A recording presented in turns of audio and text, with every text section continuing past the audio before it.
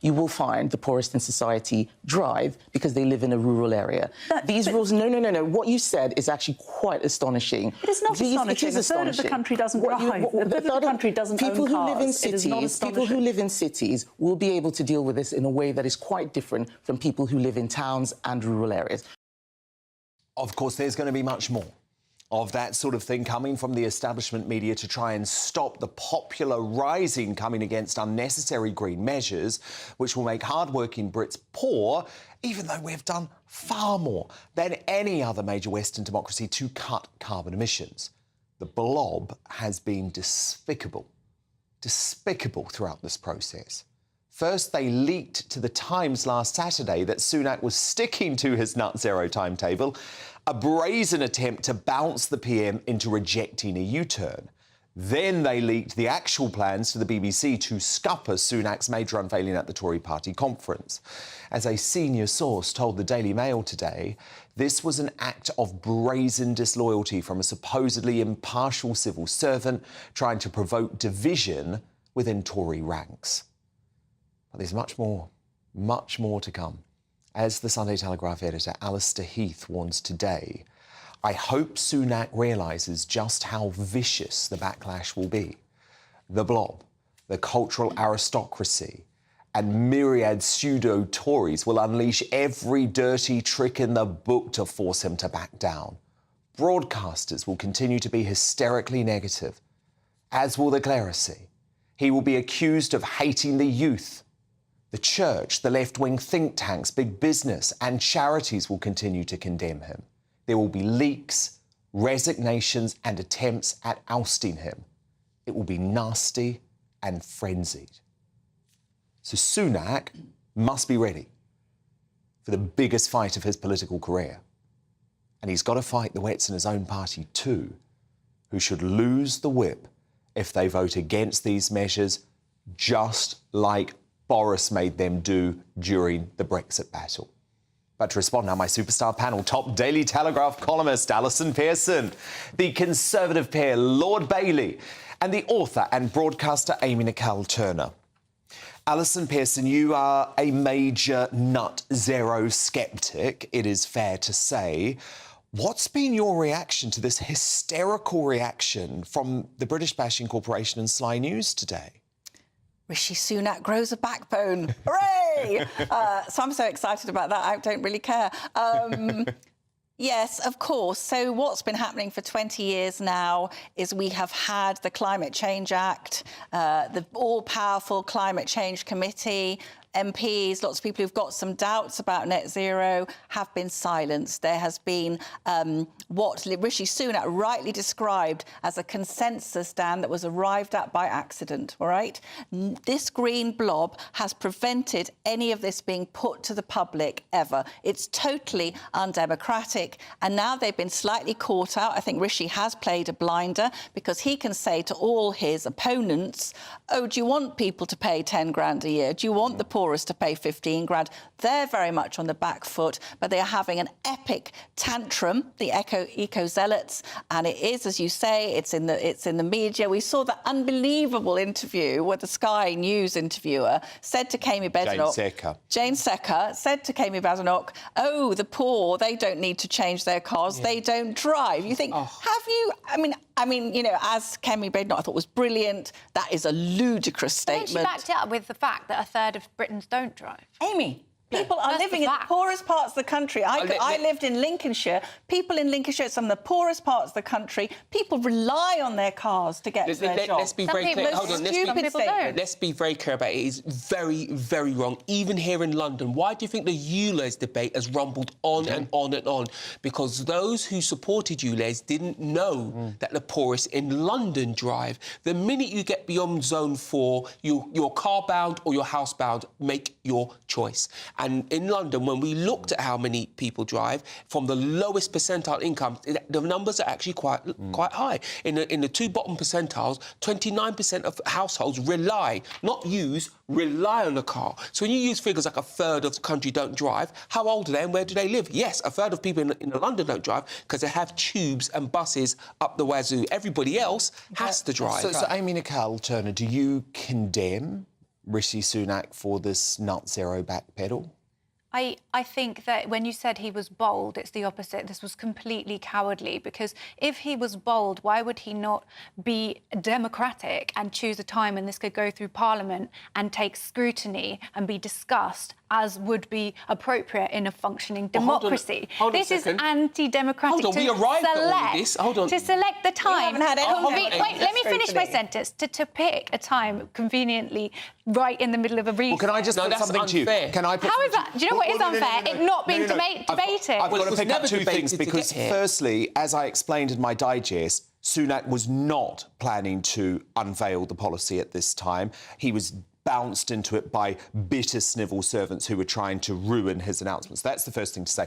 Second thing to say, you do realise that Theresa May was the one who slipped through this commitment to getting to 100% net zero by 2050. By that point, Amy, just let me finish my point, I'll let you respond. By that point, she was a failed, outgoing Prime Minister. The country was obsessed with Brexit at that time. We were hoodwinked by Theresa May. What I would say is everyone that voted Boris Johnson in did so on the mandate that he would stick to No, we the were net voting zero for Brexit. target. It was the Brexit election, But do you know wasn't what? I'm glad you bring up Brexit, because this reminds me so much of Brexit. You're hoodwinking the public with these big, massive, literal lies. The whole meat tax. the other Wait, hang on a minute. Oh my meat God. tax. What's the lie? Meat tax, 7 bins, flying, car sharing. They have literally been discussed. Well, that was never a government policy. And you've got people like, can I finish my point? You've got people like my parents who are picking up a copy of the Sun newspaper today, and it says scrap meat tax, and my mum's going, oh, that's a good idea, isn't it? Not knowing. It is so reminiscent. Well, Sean, we'll get one under label, I just want to finish.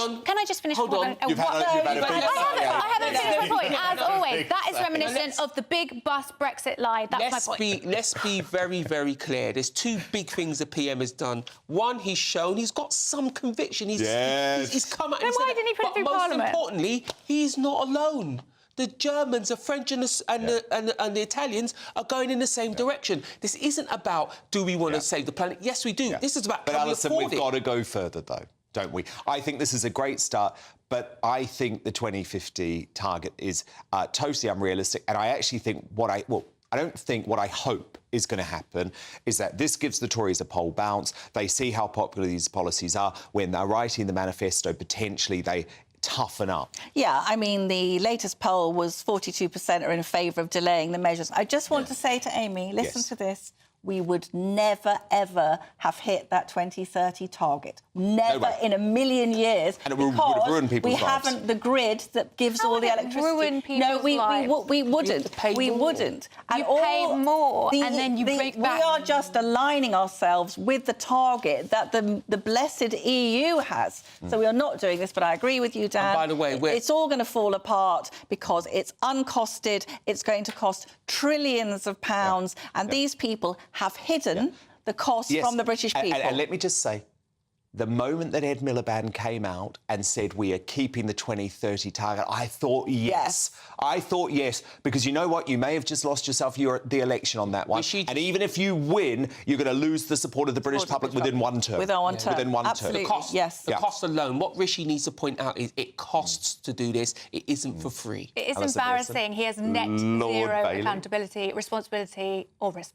Amy Nicole-Turnett, you got the final word. There you go. My superstar panel with me all night. But also still to come, just after Sunak's net zero climb down, King Charles used his speech in the French Senate to declare global warming as Earth's biggest threat. So was that a deliberate barb at the PM over the climate backtrack? Lady Colin Campbell and Phil Dampier dissect that, and I'm going to ask why that hard-left freedom of speech hater, Hugh Grant of all people, was invited to the posh Paris dinner. But up next, in the clash, after local Karens in Brighton complain about a new restaurant called Karen's Diner where the staff are intentionally rude, is economist Julie Birchall right that women should be more Karen? Kim Woodburn, Lowry Turner and Joanna Jarju are riled up and ready to clash. But what do you think? Dan at gbnews.com.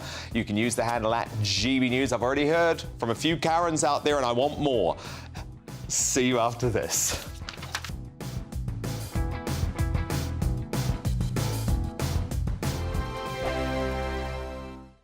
What you get for breakfast is something that, if we do our jobs right, you will wake up to news that you didn't know the night before. It's a conversation. It's not just me and Eamon. We want to get to know you, and we want you to get to know us. From 6, it's Breakfast with Eamon and Isabel. Monday to Thursdays on GB News, Britain's news channel. Westminster is going around in ever-decreasing circles, followed by the media. Britain is broken. How on earth did we get into this mess? But more importantly, how do we get out of it? Join me at 7 p.m, Mondays to Thursdays on Farage, here on GB News. We will have open, rational debate. We've got to work out how Britain moves forward from this. Join us here on GB News, the People's Channel. Britain is watching. Join me, Andrew Pearce and Bev Turner, Monday to Thursday, 9:30 a.m. Who benefits from that? Not the British public. And on Fridays, join us, Tom Harwood and Ellie Costello from Britain's Newsroom. That's what you get with this show. That's fantastic. If it's happening, we're talking about it on Britain's Newsroom. GB News, Britain's news channel. GB News, unlike other broadcasters, isn't obsessed with the London-Westminster bubble. We think there's a nation beyond the M25, and that's why we talk about the issues that matter across the land. Join me on State of the Nation, 8 to 9 o'clock, Monday to Thursday, on GB News. Daisy's listening, and you should too. People in Britain, they love free speech, but they also love fair play. I don't care if I'm speaking somebody from a trade union, from the Labour Party, somebody from the SNP. And I think the viewers like to see that actually we can challenge one another, but in a positive way. We think we ask the questions that people want to ask, and often we ask the questions that we wanted to ask in Parliament but never got the chance to ask. So join us every Saturday, 10 a.m. till noon on GB News, Britain's news channel. Nightmare commute. Kick it up a gear with me, Patrick Christie's, at drive time, 3 till 6 p.m, Monday to Friday on GB News Radio. You can listen online and on DAB+, on the smart speaker app, and on the GB News app. And if you've got an Alexa, all you have to say is, Alexa, play GB News. We're also on TuneIn and the Radio Player apps. From the school run to rush hour, get revved up with me, Patrick Christie's, on GB News and GB News Radio. First and foremost, I am a GB News fan, and I was before I was working here. Just love the fact that we're asking the questions that a lot of establishment media won't ask. With a bit of a twist, we not only want to inform you, but we want to keep you entertained. It's worth the drive because you get in and the team's all ready and waiting, they're itching to go, and it's a proper little family. GB News is the People's Channel. It's the audience that makes the programme sing. We're giving our viewers and our listeners a voice. I see the thousands of your letters, tweets, emails, you name it, coming in. Britain is broken. How on earth did we get into this mess? But more importantly, how do we get out of it? The establishment had their chance. Now we're here to represent you. It's time for something different. It's time for GB News. I'm very patriotic. I believe in Britain. Our best days lie ahead. Britain's watching. Britain's watching. Join us here on GB News, the People's Channel, Britain's news channel.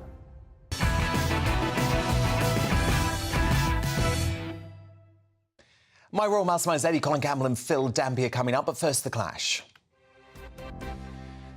And an almighty row is brewing after an enraged woman called Karen has claimed that the restaurant chain Karen's Diners, where customers are served by rude waiters, have trashed her name and attacked women. The popular girl's name has recently taken on a life of its own, representing a supposedly obnoxious and entitled middle-aged woman, often found, quote, asking for the manager. Now, Karen's Diner claim customers need a sense of humour to understand their concept, but in her latest Spectator column, the writer Julie Birchall certainly doesn't see the funny side in demonising women. She's declared, in a world where women are increasingly encouraged to be kind doormats, be more Karen. So, is Julie Birchall right? Should women reclaim the derogatory term Karen? Let me know your thoughts by emailing dan@gbnews.com. Vote in our poll at GB News on Twitter. But to clash on this now, I'm joined by the TV personality Kim Woodburn, the journalist and broadcaster Larry Turner, and the social commentator Joanna Jaju. Great to have you all. Larry, is it true that you actually view yourself as a bit of a Karen and apparently even call your car Karen?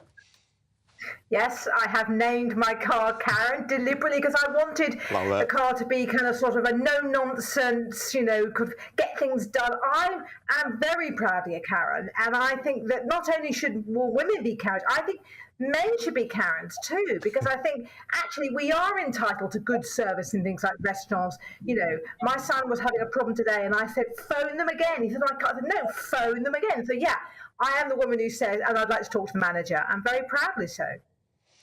Joanna Jaju, you're anti-Karen. Why?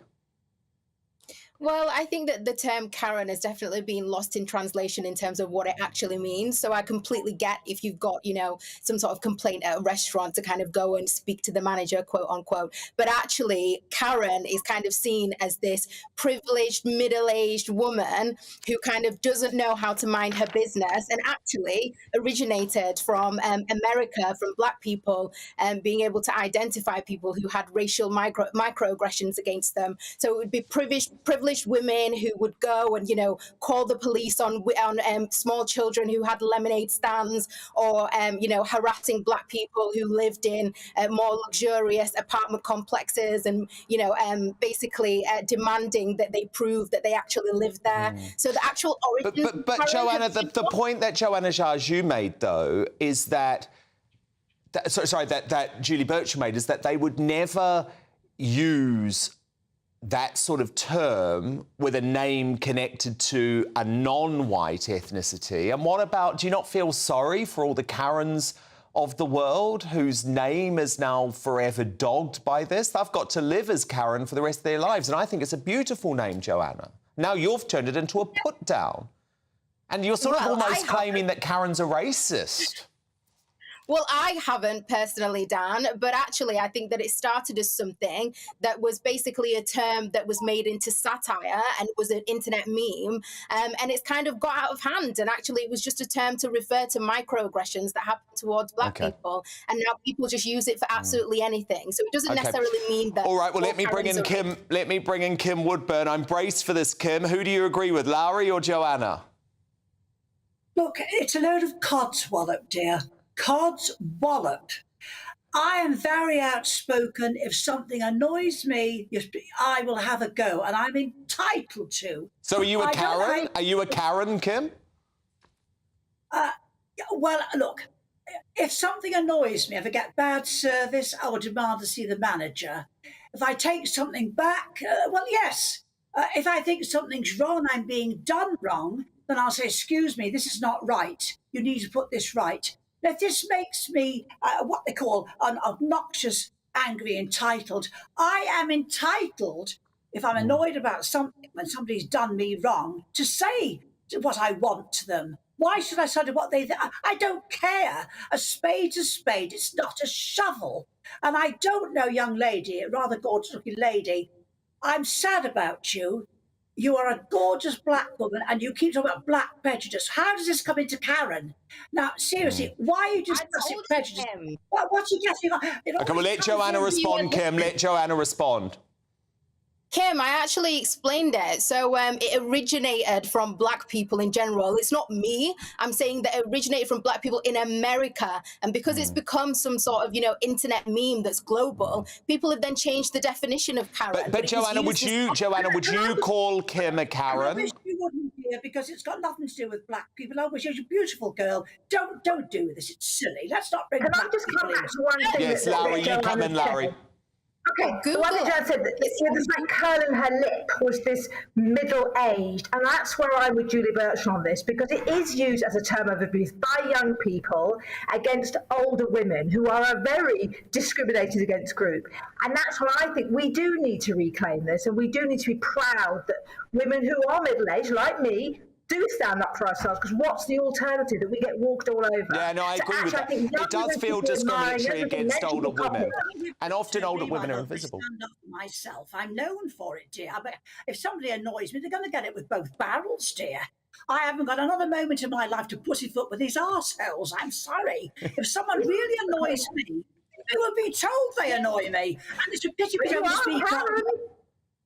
Yes, so Joanna, let me just be honest with you. Does that make Kim a Karen? No, so to me, the difference is if something annoys you personally and you've actually got a problem with a service that actually relates to you, fine. I think the difference is with Karens is that they don't know how to mind their business. So I actually recently saw a TikTok video of a Karen where somebody was parked in a parking space and a Karen came knocking, not minding her business, saying, "Can you show me that you're really disabled?" That's a Karen, not being able to mind your own business and get on with your life. Would you do that, Kim? You know, when anyone stoops that low, that's not something that interests me at all. That's the we have to mind our business. Why do we have to do that? That's one step away from saying, don't make a fuss, don't make, be small, be but kind of closed in. I think women need, particularly older women, need to be, here I am, this is what I'm doing. If I want to knock on somebody's car window, I'm going to do that. And if that embarrasses my kids, which it does, that's their problem, not mine. I don't think that younger people should be telling older people, none of your business, stay out of it. No, we are out and we are going to... Final word to you, Kim. Final word to you, Kim. Look, my love, all I say is this. If something annoys you, I would rather something that annoyed me was solved in peace. Today, it doesn't happen. You can't say, excuse me, there's got to be an argument. So I give them one. But they're looking for one. They're going to get one with both barrels. But I don't... Then the solution is... This restaurant's opened in Brightness, and it's a bunch of fun. Go and have some fun. Don't take it seriously. The solution is just... The solution is to just mind your business. We must. I don't like being told to mind my business by another woman. I think that's not very sisterly, if I'm honest. Okay, love it, love it. Kim Woodburn, Lowry Turner, Joanna Jarju, great to have all three of you. Who do you agree with here after local Karens in Brighton complain about a new restaurant called Karen's Diner? Is Julia Birchall right that women should be more Karen? Well, this is great. We've got an email from Karen, who writes, "Karen is my name, and I'm sick of it being a term of ridicule. It makes me feel so patronised." I totally agree. It's such a lovely name. I know so many great Karens, including many who watch this show. Eleanor on Twitter writes, "Karen is just another label devised by the lefties to bestow on people who disagree with them. Absolutely, we need more Karens." But from Fred, on one hand, we constantly hear power to women from the liberal elites, but on the other, women who stand up for themselves are called Karen. Can they make their minds up? Your vote is now in. This is the closest clash of the week. 47% of you agree with Kim Woodburn that women should be more Karen, but 53% of you, with Joanna Jarju, saying they should not. My royal masterminds, Lady Colin Campbell and Phil Dampier, Anne Widdicombe and Calvin McKenzie, all on standby. First, though, the weather. Looks like things are heating up. Boxed boilers, proud sponsors of weather on GB News.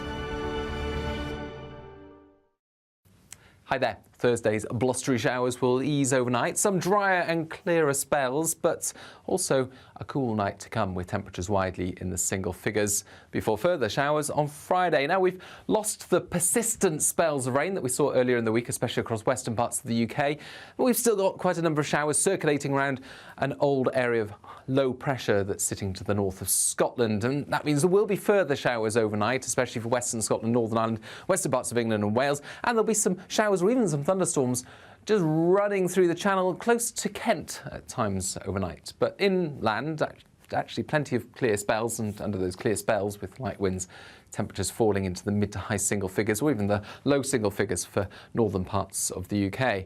So a fresh start on Friday, but a bright start for many. Decent spells of sunshine across the Midlands into eastern England for a time. The bulk of the showers during the morning will be in the west. They'll move east, the odd rumble of thunder in eastern England by the afternoon. And it's a cool day compared with what we've experienced so far in September. That leads us on to a frosty start in places on Saturday. Touch of frost mid-Wales northwards in sheltered spots, but actually plenty of sunshine. And it's looking like a fair day for the vast majority. The cloud will build into the afternoon, but decent dry and bright weather lingers on. That is until Sunday, when persistent rain returns to the west, a bit warmer in the south and east. Looks like things are heating up. Boxed boilers, proud sponsors of weather on GB News.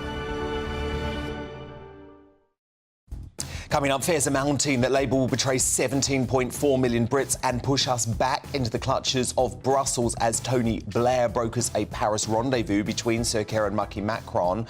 So how safe would Brexit be under Labour? Well, a bombshell video of the Labour leader has been released today. We'll analyse it with Widdy.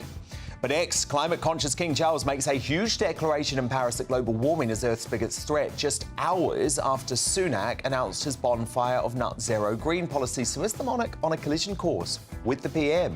My Royal Masterminds, Lady Colin Campbell and Phil Dampier, are live next.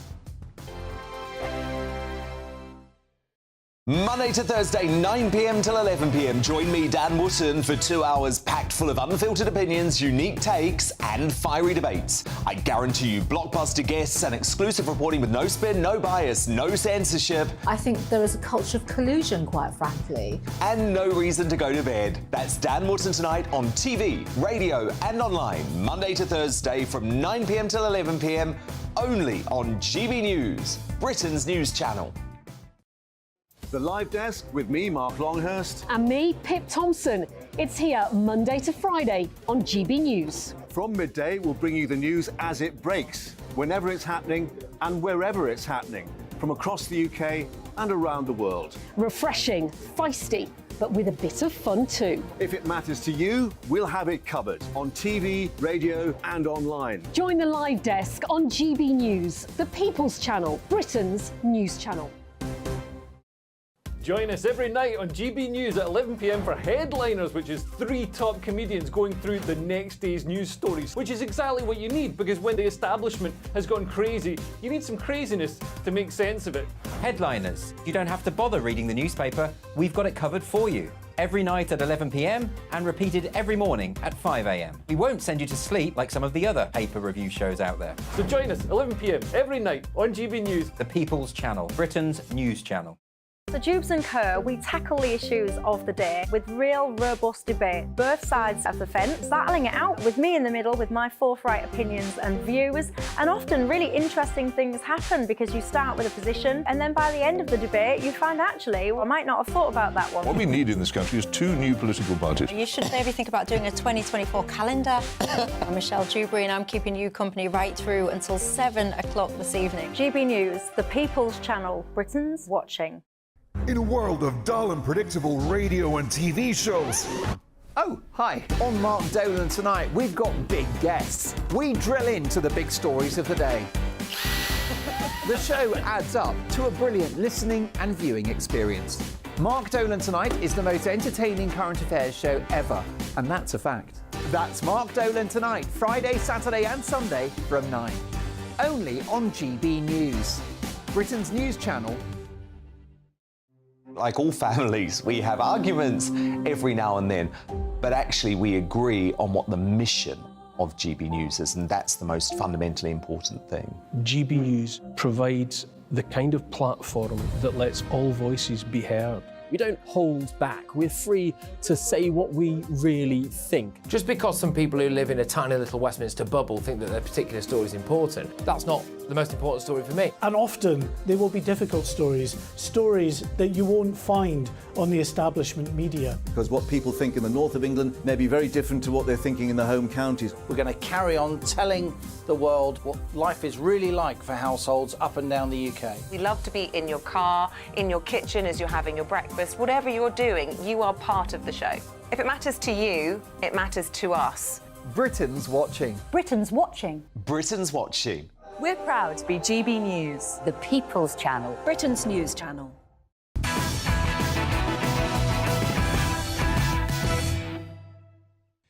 And Widdicombe and Calvin Mackenzie still to come, but first my Royal Masterminds, Lady Colin Campbell and Phil Dampier. And King Charles used his historic speech in the French Senate today to seemingly square up to net zero slashing Rishi Sunak and announce global warming as our most existential threat. Watch. Just as we stand together against military aggression, so must we strive together to protect the world from our most existential challenge of all, that of global warming, climate change, and the catastrophic destruction of nature. Now, that address, it was very well received, by the way, came just hours after Sunak took an axe to net zero targets, including a delay on the ban on new petrol and diesel cars by 5 years to 2035. So, Lady C, is the green-conscious king potentially undermining Sunak by emphatically pushing the climate alarm today of all days? No, I don't think so. I gather that Mr. Sunak had been bounced into speaking sooner than he intended. Correct. And every single speech that is ever done by a head of state on a state visit is a collusion between the government and the palace, and all the contents are cleared with the government. So everything that the king said had the approval of the government up front. I think it's just unfortunate timing. Having said that, I do think that the king needs to modify his language every now and then. Yeah, I mean, Phil, it's sort of doomsday stuff, isn't it? And we want to support our new king, but he should stay out of what is going to be potentially, Phil, one of the biggest political debates at the next election. Yeah, good evening, Dan. I mean, we all know what Charles thinks about the environment. He's been going on about it for years. But in actual fact, I thought this speech was actually quite clever. I mean, he played a very small clip there, but he did make a big reference to modern technology, innovation, how the private sector would find solutions to all these problems. Well, that's not really that different from what Rishi Sunak was saying yesterday. So I think in lots of ways, Lady C's right. This is probably cleared, and there probably was cooperation between government ministers and the palace. And I don't think he's really stepping out of line. So I don't think in this particular occasion he's particularly crossing his bounds. I mean, after all, these targets that Rishi Sunak come up with, they're just the same as they are in Europe. So they're not really sticking out. But in terms of the tour itself, I think the soft power of Charles is doing well. It's been a very good trip. No, it's been great for Charles. But Lady C, what I am absolutely outraged about is what the hell was the freedom of speech hating British press destroying Hugh Grant doing at the state banquet last night? You may well ask. You may well ask. I mean, I actually think that he really should not have been there at all. And it raises very many questions. Having said that, I get why he was asked, because they needed one or two popular international celebrities there. And so they had Mick Jagger and they had Hugh Grant, because there are not that many popular British international celebrities. So I really think that's, you know, they had to scrape the bottom of the barrel because there weren't that many of them available. But surely, Phil, any celebrity would go to a big event like that. What I don't understand is Hugh Grant is a big Harry and Meghan backer and was completely behind them quitting the royal family. Yeah, a couple of years ago, he gave an interview, didn't he, in which he said that the tabloids had virtually killed Harry's mother, killed Princess Diana. So I shouldn't think they talked about that with the king last night, but I didn't realise how popular Hugh Grant was in France. Apparently in 2006, he was given an honorary César, which is like an honorary Oscar. So obviously they like him out there. Touch of glamour. But there are about 180 celebrities, as Lady C says, Mick Jagger, Arsene Wenger, a couple of footballers. Yeah. But look, it has been a great week. It's been a great week for the royal family because Prince William's tour of New York was a major success. However, it was marred by fresh calls from the President of Guyana for reparations. The Good Morning Britain host Richard Madeley, however, was having none of it. Take a look at this. One of the points you're going to be making today is about our royal family. And you feel that it's not just about the finances involved here in terms of reparations for slavery, it's about the gestures. And you think that the British royal family should make a big gesture, don't you? What do you mean? Hand over a palace to your country? Phil, what did you make of that? Well, I think it's only Good Morning Britain who stirred this up. Most people were concentrating on the Earthshot Prize, and most people were saying how popular William was and how well he was doing meeting members of the public, went to see members of the fire department, and even saying he's turned into another sex symbol again in his 40s. He seems to become a hunk again. It seems to like him wearing the waders when he's going around the noise bed. But hope for all of us then, Phil, in our 40s. But look, you talk about Good Morning Britain. What is it about that show? Why do they hate the royal family so much? Do you remember this guy... this correspondent during William's tour? Yeah, he seems to be almost like a spokesman for the Black Lives Matter, doesn't he? The US Well, yeah, look at this. Yeah, you're right. Have a look at this. We're act on the back. Timing just doesn't seem to be right. People here in Jamaica, they don't want William and Kate here. They see the British monarchy as an institution that has long oppressed them, and they want reparations. They also want an apology, and they feel that they've been asking for these things for an awful long time, and until now there's been no acknowledgement of their suffering or pain.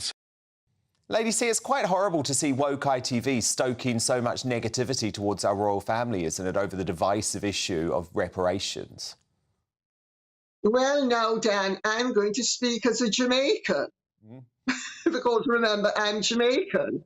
First of all, practically all of those West Indian islands are so corrupt you can't believe it.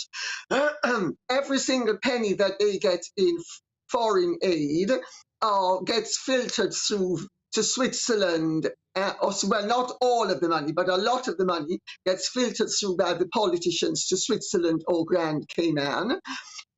You know, if the people were going to be receiving money, you could say, well, maybe there's some point, but there's no point. The people aren't ever going to be receiving anything. The only people who will be receiving money are the politicians. And also, I need to ask a question. Go on. Why are the British being put in the frame for reparations? Why are it over slavery? Why aren't the former slaves asking the people who enslaved them initially, who captured them and sold them into captivity to the white man for reparations Very good first? question. Very good question, but unfortunately, King Charles did open the door to this. But Lady Colin Campbell, Phil Dampier, fascinating analysis as ever. Thank you both so much, my royal masterminds. But coming up, Just Stop Oil laughably accused Rishi Sunak of genocide for rowing back on net zero pledges. But has the extremist group been encouraged to make such ludicrous statements by our Green Agenda MSM? BBC Bias, Unmasked, when my superstar panel weigh in shortly. But next, Starmer's been swapping gifts with Emmanuel Macron in France as it's revealed Tony Blair brokered their cosy meeting to plot a Brexit reversal. So what on earth is going on with this bombshell leaked video of the Labour leader talking about closer ties with Europe? Former Tory Minister Anne Widdecombe, here next.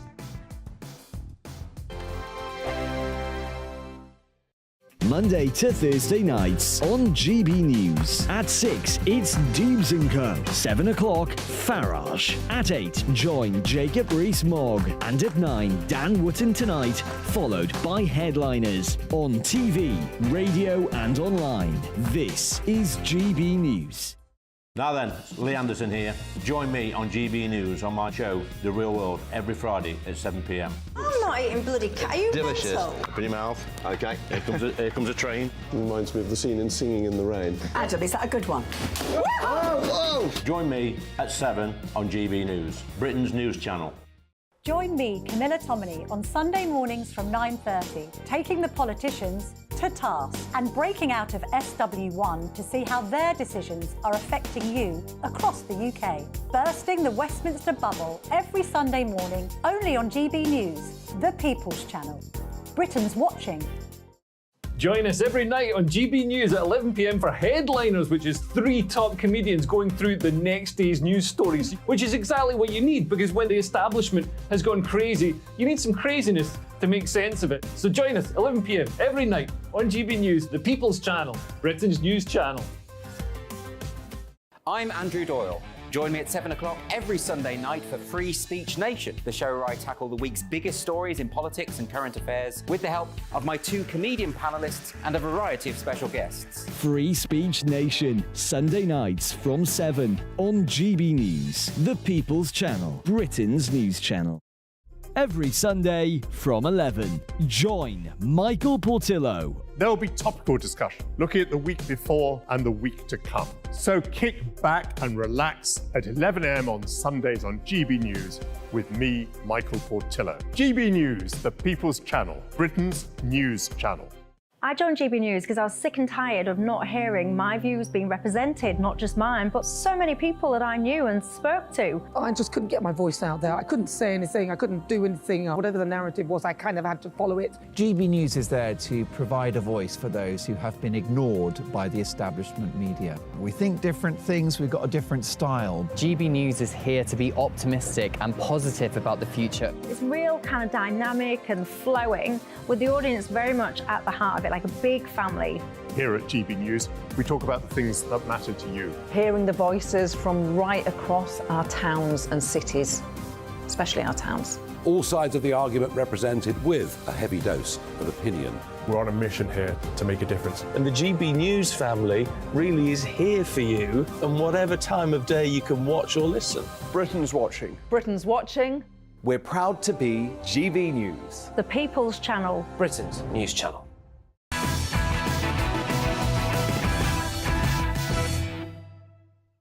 Fleet Street icon Calvin McKenzie on Rupert Murdoch's retirement shortly. But first, Big Witty style with former Conservative Minister Anne Widdecombe. And bombshell new footage has emerged today of Sir Keir admitting he'd cosy up with the EU if he got into power. Watch this. Most of the conflict with the UK being outside of the UK arises insofar as the UK wants to diverge and do different things to the rest of our EU partners. Obviously, the more we share values, the more we share a future together, the less the conflict. And actually, different ways of solving problems become available, you know. So, Widdy, no wonder this bloke didn't want that clip getting out, because it's taken quite a few days. He thought it was going to stay secret, because what is the point of Brexit? What is the point of Brexit if we don't want to diverge from the EU? Is he not preparing for a betrayal of the 17.4 million of us who voted to leave? Well, that's exactly what he's doing, and it's quite obvious from that clip. I've always said there are two ways of going back into Europe. One is to actually seek formal readmission, which would cost us far too much, and we're never going to do. But the second is just simply to align ourselves more and more with them, accept vast tranches of their law, which is we got Brexit in order to get away from that. Accept free movement of labour, we got Brexit to get away from that. They can do all those things without actually formally rejoining, and that is obviously Starmer's agenda. Now, if you add that to his agenda on climate change, when he's quite clear that he will reverse some of Rishi Sunak's quite proportionate measures, then I think he might find that he's got a problem in the polls. Widdy, what's all of this about Tony Blair weighing in and setting up the meeting between Sir Keir and Macron? Oh, Tony Blair thinks he's still a major player on the world stage, that he still manipulates everything. And Keir Starmer is playing into that. Instead of saying to him, go away, mind your own business, I'm the leader of the Labour Party, now he says, yes, Tony, no, Tony, 3 bags full, Tony, and thinks that's going to make him popular. And it ain't. And Widdy's war on woke time now, because you're really angry at the General Medical Council, who have got rid of the word mother and references from women from its staff maternity policy. So, Anne, is it true that you're now publicly saying that you are proud to be labelled a TERF? Well, I'm saying that if that makes me a TERF, then I'll wear the label with pride. I think it's a very stupid label, but if that's what they wanted to say, then if that simply means that I think a woman is a woman, a man is a man, that they are not interchangeable, and for heaven's sake, to remove the word mother from maternity guidance. I mean, where does the word maternity come from? The Latin mater. What does that mean? Mother. You'd think the GMC might know that. They're supposed to be educated. I know, I think increasingly, because the thing is, when you actually break down what TERF means, you know, it's a trans-exclusionary radical feminist, actually, I don't think it should be taken as a slur. I've said for some time, and I've said it on the show, if people want to call me a TERF, I do not find that offensive, because to me, it means that I'm standing up for the rights of biological women. I would also point out, Anne, and I think this is very important, it does not mean that we want to degrade trans people in any way. No, it simply means that a man can't become a woman just by saying he is a woman. And vice versa, a woman can't become a man that way. Men and women are constructed completely differently biologically. And even if they go through all the very painful and very long procedures to take as much as they can towards becoming a member of the other sex, the fact is that if you have a male appendage added, you haven't grown it. It isn't there naturally. You still don't have one. Sorry. So you're saying that in any form of medical setting, it is absolutely critical that we stick to biological, scientifically correct language? Yes, I mean, I am quite prepared, as I think most people are, to accept that there is a very small number of people who do have gender dysphoria and they want to live as a member of the opposite sex, and there's a very small number of them, and that's perfectly fair, and they should be allowed to do so. But now that we've expanded that to say that anybody can just self-identify as a cat, a dog, or, you know, whatever it might be, we're going down the road to absolute nonsense, and nonsense, bedlam, chaos. That's where we're heading. Now, Rishi Sunak has at last, when he addressed climate change, used a word that I've been longing to hear come out of the government, which is the word proportionate. Now, Yes. What is proportionate about the trans agenda? Yeah, indeed. Look, both sides of the story here on GB News, though, and the GMC told us in a statement we have clearly titled maternity, paternity and adoption policies for our staff, which we review regularly. Former Tory Minister Anne Widdecombe, thank you so much. We'll speak next week. But coming up, he's had some backlash, but one man celebrating the PM's climate climb down is Carl McCartney MP, a key member of the Net Zero Scrutiny Group. He'll be here. But next, Just Stop Oil are slammed for their use of the word genocide when describing Rishi Sunak net zero rollback. So have extremist groups like theirs been aided and abetted by our Green Agenda MSM? BBC, I'm looking at you and I'll show you why, as my superstar panel do battle on that next. Plus, we'll have a first look at tomorrow's newspaper front pages hot off the press, and the longest serving and most successful Sun editor Calvin McKenzie responds to Rupert Murdoch's shock retirement today. Big hour ahead. First, though, the weather. The temperature's rising. Boxed Solar, proud sponsors of weather on GB News. Hi there. Thursday's blustery showers will ease overnight. Some drier and clearer spells, but also a cool night to come with temperatures widely in the single figures before further showers on Friday. Now, we've lost the persistent spells of rain that we saw earlier in the week, especially across western parts of the UK. But we've still got quite a number of showers circulating around an old area of low pressure that's sitting to the north of Scotland. And that means there will be further showers overnight, especially for western Scotland, Northern Ireland, western parts of England and Wales. And there'll be some showers or even some thunderstorms just running through the channel close to Kent at times overnight. But inland, actually plenty of clear spells, and under those clear spells with light winds, temperatures falling into the mid to high single figures or even the low single figures for northern parts of the UK. So a fresh start on Friday, but a bright start for many. Decent spells of sunshine across the Midlands into eastern England for a time. The bulk of the showers during the morning will be in the west. They'll move east, the odd rumble of thunder in eastern England by the afternoon. And it's a cool day compared with what we've experienced so far in September. That leads us on to a frosty start in places on Saturday. Touch of frost mid-Wales northwards in sheltered spots, but actually plenty of sunshine.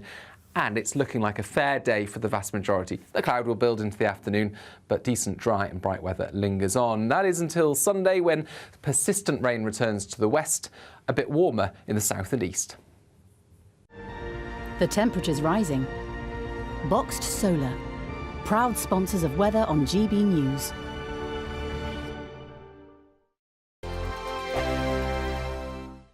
What you get for breakfast is something that, if we do our jobs right, you will wake up to news that you didn't know the night before. It's a conversation. It's not just me and Eamon. We want to get to know you, and we want you to get to know us.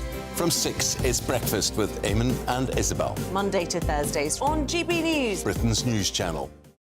Join me, Andrew Pearce and Bev Turner, Monday to Thursday, 9:30 a.m. Who benefits from that? Not the British public. And on Fridays, join us, Tom Harwood and Ellie Costello from Britain's Newsroom. That's what you get with this show. That's fantastic. If it's happening, we're talking about it on Britain's Newsroom. GB News, Britain's news channel. Nightmare commute. kick it up a gear with me, Patrick Christie's, at drive time, 3 till 6 p.m, Monday to Friday on GB News Radio. You can listen online and on DAB+, on the smart speaker app and on the GB News app. And if you've got an Alexa, all you have to say is, Alexa, play GB News. We're also on TuneIn and the Radio Player apps. From the school run to rush hour, get revved up with me, Patrick Christie's, on GB News and GB News Radio. People in Britain, they love free speech, but they also love fair play. I don't care if I'm speaking somebody from a trade union, from the Labour Party, somebody from the SNP. And I think the viewers like to see that actually we can challenge one another, but in a positive way. We think we ask the questions that people want to ask, and often we ask the questions that we wanted to ask in Parliament but never got the chance to ask. So join us every Saturday, 10 a.m. till noon on GB News, Britain's news channel. Every Sunday from 11, join Michael Portillo. There will be topical discussion, looking at the week before and the week to come. So kick back and relax at 11 a.m. on Sundays on GB News with me, Michael Portillo. GB News, the People's Channel, Britain's news channel.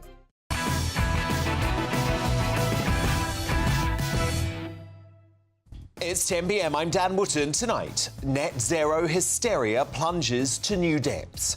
Rishi Sunak is laughably accused of genocide by eco-extremist Just Stop Oil as the PM fends off climate crybabies from all quarters. But isn't it any surprise the juvenile propagandists have become so absurd when our state broadcaster employs an eco-activist masquerading as its climate editor? Another argument that making these changes now, switching to electric vehicles, heat pumps, making our homes more efficient, is good for the country. This move could breach that consensus. That's the big debate with my superstar panel next. And tonight, I'm joined by Alison Pearson, Lord Bailey and Amy Nicole-Turner. Plus, we'll speak to one of the top Tories leading the charge against net zero off the back of Sunak's sweeping climb downs. Former Transport Minister and member of the Net Zero Scrutiny Group, Carl McCartney MP, joins me live shortly. Also tonight, media titan Rupert Murdoch steps down from News Corporation and hands power over to his right-wing son, Lachlan. So what will this mean for his newspaper and broadcast ventures here in the UK? The man Murdoch famously hired as editor of The Sun, Calvin Mackenzie, reveals all later. Meanwhile, the UK is shamed after Parliament's Culture, Media and Sport Select Committee demand video sharing platform Rumble cancel Russell Brand before he's even been found guilty of anything. So has the group's authoritarian chairman, Tory MP Caroline Dinenage, overstepped the mark with her dystopian demands? My superstar panel will weigh in soon. And Joe Biden's diplomatic skills go the same way as his plunging poll numbers. President Biden, can you hear me? You can? Yes, good. Oh my goodness, I'm going to show you this full cringeworthy exchange that left his Brazilian counterpart visibly irritated and me thinking this man cannot go on as the leader of the free world for another day. We'll also have my final greatest Britain Union jackass of the week too, and tomorrow's newspapers hot off the press. But first the news with, wait for it, Polly, Karen as she says, Middlehurst.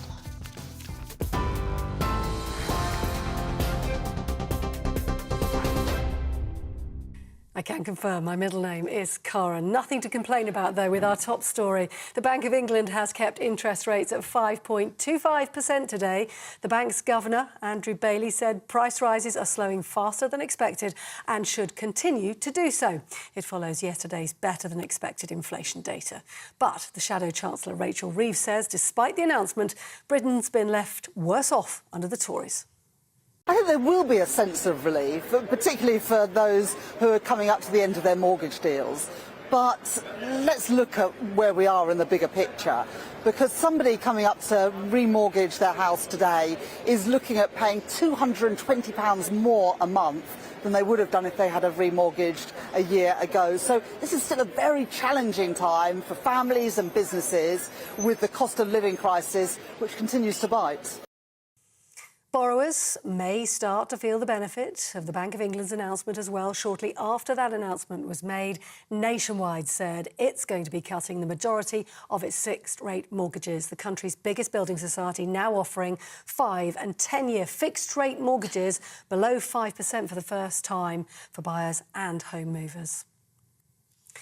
The Prime Minister says hard-pressed families shouldn't have to pay an unaffordable price for the UK to reach net zero. Rishi Sunak says he won't proceed with plans that would punish motorists and working people. But Shadow Minister for Industry and Decarbonisation, Sarah Jones, says the government's plan to roll back some climate policies is the wrong decision. Now, the former soldier Daniel Khalif has pleaded not guilty to escaping from Wandsworth Prison in London. He's accused of strapping himself to the underside of a food delivery vehicle on September the 6th, which sparked a 4-day manhunt. The 21-year-old appeared in court via video link from HMP Belmarsh. 5 companies have been hit with fines totalling £590,000 for making unwanted calls to elderly and vulnerable people. They were found to be pressurising people into buying insurance for household items like washing machines and fridges.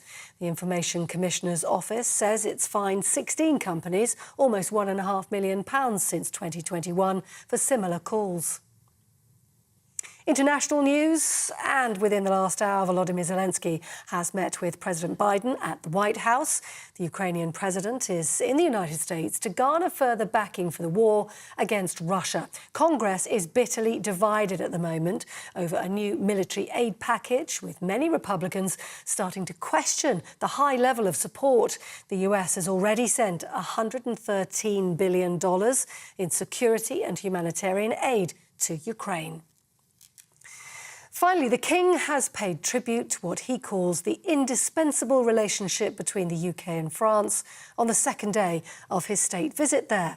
His Majesty and Queen Camilla spent the afternoon visiting a flower market, in the rain as well, before heading off to Notre Dame Cathedral. And earlier, he became the first British monarch to speak from the Senate chamber in Paris.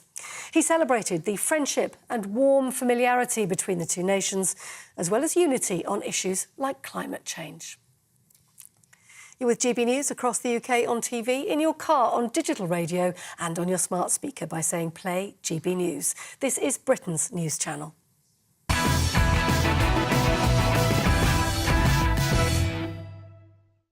Tomorrow's News Tonight now in our Media Buzz. Just one front page in thus far. It's the Metro, a health story, potentially positive news. 8-year-old Aditi Shankar, and the paper says she is the first UK transplant patient who will not need drugs to stop her body rejecting the new organ. My superstar panel back with me now. Top Daily Telegraph columnist Alison Pearson, the Conservative peer Lord Bailey, and the best-selling author Amy Nicole Turner. Now, it didn't take climate alarmist Just Stop Oil long to wade into the net zero debate with an extremist take that left them widely mocked. Responding to a Liz Truss tweet that called for the government to now abolish the oil windfall tax and lift the ban on fracking, the eco-terrorists barked, "There are genocidal people operating in our political system, genocidal. This tweet and Rishi Sunak's gaslighting speech will be used in criminal trials within the next 10 years. Staggeringly, that absurd response was liked by more than 4,000 people, but it also earned swaths of criticism from realists who called them insane and slammed the group for trivialising actual genocide. But is it any wonder Just Stop Oil feel enabled to come out with such garbage when our very own state broadcaster has an eco-activist masquerading as its climate editor Justin Rolat is here with me. There's another argument that making these changes now, switching to electric vehicles, heat pumps, making our homes more efficient, is good for the country. There's been a consensus between all the main parties on the importance of tackling climate change. This move could breach that consensus and potentially politicise tackling climate change. Alison Pearson, you're absolutely furious about this, aren't you? He just takes my breath away, Dan. I mean, you think that's not journalism. I mean, I watched the broadcast where he was responding to the Rishi, really quite minor winding back of the net zero targets. He was showing his anger. This man is the, climate change editor, and it's just so not impartial. I am thinking with some Telegraph colleagues of making a formal complaint to Ofcom about him, because channels like this have to have balance. There is no balance. He didn't say at any point in Justin Rowlatt, at any point in his report, he didn't say we are moving into line with other countries in the European Union. That's the kind of key thing. But coming back to the Just Stop Oil, madness, genocide. You don't bandy around the word genocide. No. I don't want them deplatformed because I think everybody should have a say. I don't believe in cancelling, but I do think there should be more balance. So where is the balance on the BBC when everybody sits there saying this is dreadful that these net zero targets are being moved? What you want is you want the Liz Truss faction, you want people like the great Carl McCartney, who you're going to be speaking to shortly, sitting there saying this is the impact on real people. This stuff that Liz Truss is talking about with the North Sea oil is an absolute disaster. And here's a fact for Justin Rowlatt. If we don't exploit our own North Sea resources by 2030, they estimate that 80% of our gas and 70% of our oil will be from foreign countries. That puts us in an incredibly dangerous position. Amy Nicole, is it true that you think Just Stop Oil are operating with facts? I think they operate solely in facts. However, I think we've now been So you believe that Rishi Sunak is encouraging genocide and will be tried in a criminal court within 10 years? Thousands of people are already dying every single day because of the impact of the climate emergency. That's a fact. Wow. Your eyes are lighting up. Yeah, you're like a snake that's caught a mouse. What are you going to come out with? Genuine. Look, I've been doing the show 2.5 years. It's not often I'm speechless. I'm genuinely shocked. So you agree that Rishi Sunak is somehow responsible for genocide? Do you agree with Just Stop Oil? The thing that always alarms me when you talk... Hang on, I'm getting there. Okay. When you talk about Just Stop Oil, you forget that most of them are climate scientists. They're people that work in that area and they're experts. They're experts. The science so you think there'll be criminal trials? The climate is no longer an opinion. You think there'll be criminal trials within 10 years? Definitely, because net zero is enshrined in law. It is kind of unpredictable. Like, it's kind of inevitable now that Rishi Sunak will break the law because we're not going to meet that target. So how is that not breaking the law? If Rishi Sunak breaks the law, the entire planet will be breaking the law. It has to be said over and over and over again. We are significantly ahead of any other nation in the world. We are. We have the first, the second, the third and the fourth biggest wind farms on the planet. The point being, the British people have paid an awful lot of money for this. We have to give ourselves... Amy, are you aware of the statistics that prove that since 1990, the UK has halved our carbon emissions? Over that period, you realise America, they've flatlined, they haven't reduced them at all, and China's have actually increased by 300%. Were you aware of that? Were you aware? No, but were you aware of that? Were you aware that last year we had higher emissions than any other year? The highest emissions than any other year. Apparently, when we're supposedly... Our population is growing. Our population is growing, exactly. So that justifies it? No, we've got to feed and clothe these people. This is the thing that annoys me. Let's be clear about it, Amy. Nobody wants to destroy the planet. But you are. But the one thing that will kill you before the climate is starvation. Yeah. The British people have paid enough. Give us a break. Starvation. We have children to feed. We have things to achieve. Do you know what won't help with that is crop failure. That's already happening. With the best will in the world, you cannot just stop oil. Everything you're wearing, everything we're drinking out of, everything you drive, everything is either made from... But that's the common misconception about just stop oil. They're saying, no, can you stop making that sassy face at me? It's really unnerving. Are you prepared to give up... My meat tax. You've been on quite a lot of luxury holidays we're going to have this year. Are you prepared to give them up? I've just heard the good news because my meat tax has been scrapped. So that's brilliant, isn't it? it. But just to pick up on that... but I just want to pick you up again. I just want to pick you up again. Can we have a look at that Just Stop Oil tweet again? Right. There are genocidal people operating in our political system, genocidal. This tweet and Rishi Sunak's gaslighting speech will be used in criminal trials within the next 10 years. You agree? There are certainly people within our political system that are putting profit ahead of morality. They're putting the well-being of the public ahead of your crazy, crazy views. Look, there is no balance in this conversation. And what Just Stop Oil done, they've just made people think you are lunatics. We will no longer listen to anything. Do you know what you're also calling a crazy, whatever you just called me? The UN, the IPCC. Yes. You're calling our king a crazy, crazy person. Yes. So is King Charles also an eco-zealot? Yes. I mean, anybody who believes...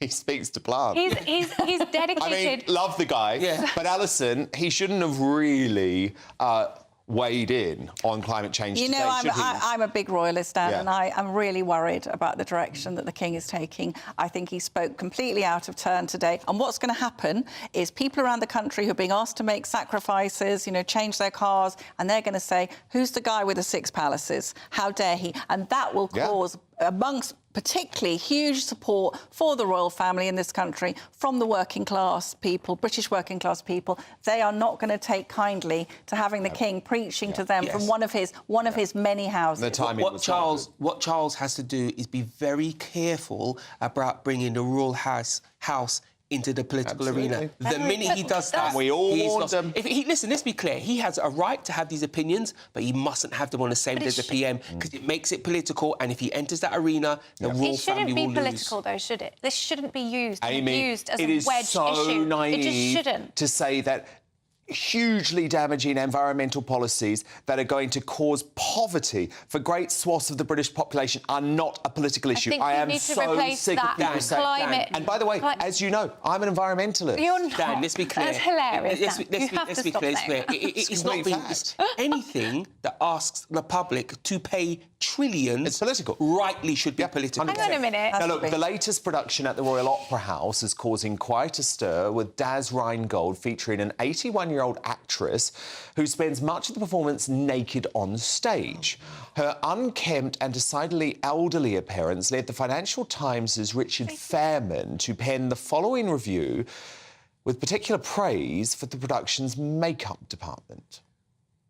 Erda, the Earth Goddess, is also on stage the whole evening, played by Rose Knox-Peebles and made up to look quite a fright, though that probably goes with the territory if you've been around since the dawn of time.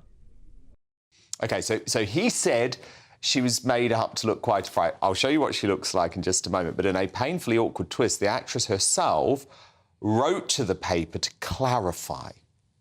Your reviewer tells readers that Erda, the Earth Goddess, was made up to look quite a fright. This is not so. I wore no makeup. The fright look is all naturally mine. Ouch.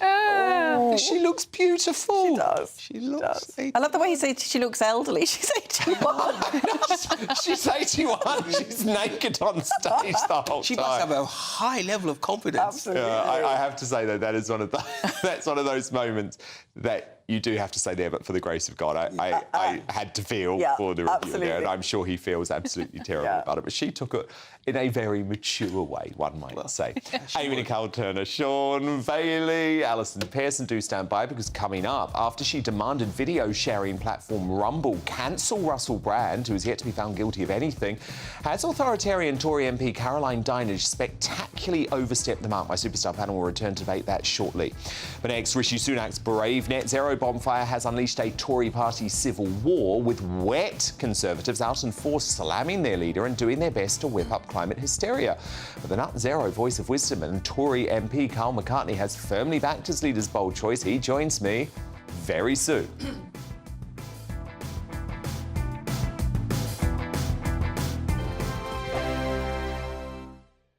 Monday to Thursday, 9 p.m. till 11 p.m. Join me, Dan Wootton, for 2 hours packed full of unfiltered opinions, unique takes and fiery debates. I guarantee you blockbuster guests and exclusive reporting with no spin, no bias, no censorship. I think there is a culture of collusion, quite frankly. And no reason to go to bed. That's Dan Wootton tonight on TV, radio and online, Monday to Thursday from 9 p.m. till 11 p.m, only on GB News, Britain's news channel. The Live Desk with me, Mark Longhurst. And me, Pip Thompson.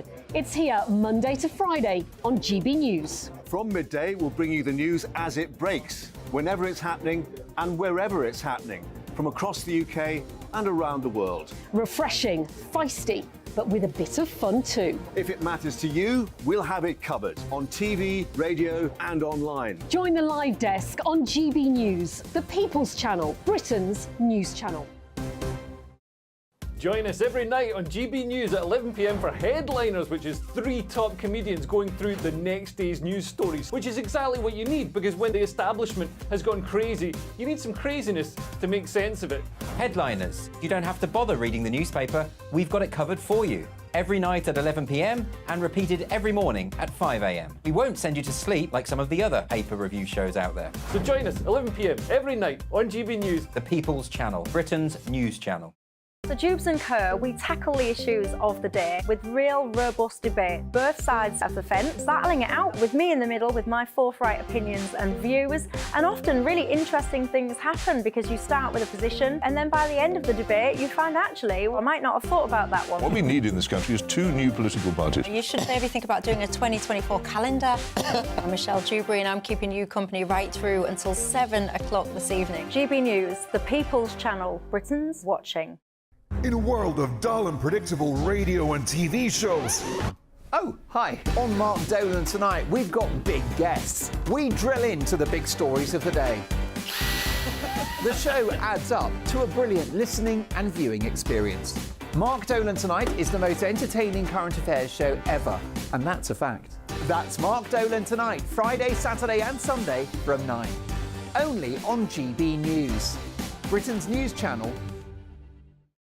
Like all families, we have arguments every now and then, but actually we agree on what the mission of GB News is, and that's the most fundamentally important thing. GB News provides the kind of platform that lets all voices be heard. We don't hold back. We're free to say what we really think. Just because some people who live in a tiny little Westminster bubble think that their particular story is important, that's not the most important story for me. And often there will be difficult stories, stories that you won't find on the establishment media. Because what people think in the north of England may be very different to what they're thinking in the home counties. We're going to carry on telling the world what life is really like for households up and down the UK. We love to be in your car, in your kitchen as you're having your breakfast. Whatever you're doing, you are part of the show. If it matters to you, it matters to us. Britain's watching. Britain's watching. Britain's watching. We're proud to be GB News, the People's Channel, Britain's news channel.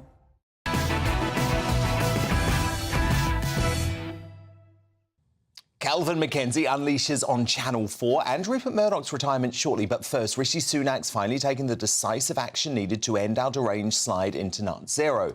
But the ink wasn't even dry on his announcement before the vicious backlash began. And it wasn't just the usual suspects up in arms. Sunak's own party now embroiled in a civil war, with Wets doing their best to whip up climate hysteria. This is what one of them, Alok Sharma, had to say. We have countries around the world resiling from their commitments. I'm afraid the patient is going to be very much on life support. And by that, I mean, of course, the planet.